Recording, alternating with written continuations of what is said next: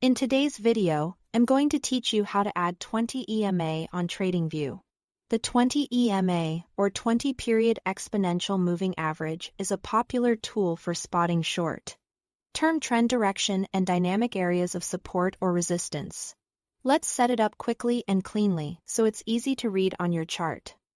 Start with your chart open for the market or symbol you want to analyze. At the top of the chart, click the indicators icon. It looks like a small bar graph with a magnifying glass.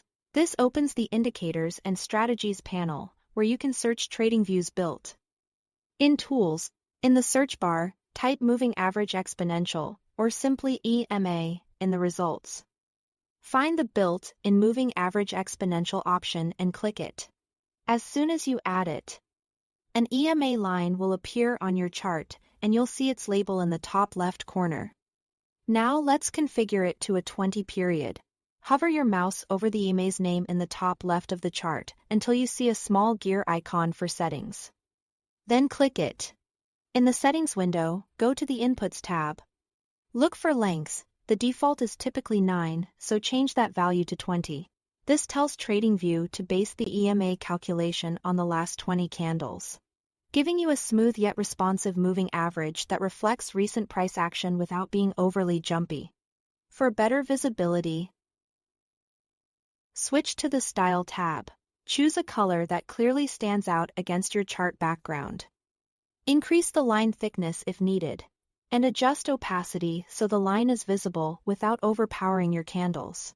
Keeping this line visually distinct from your other drawings makes it much easier to track during fast markets.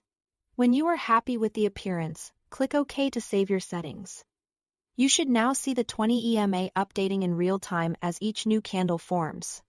If it seems hard to spot at first, it may be overlapping the current price. Simply revisit the Style tab and make the line a bit thicker or choose a brighter color.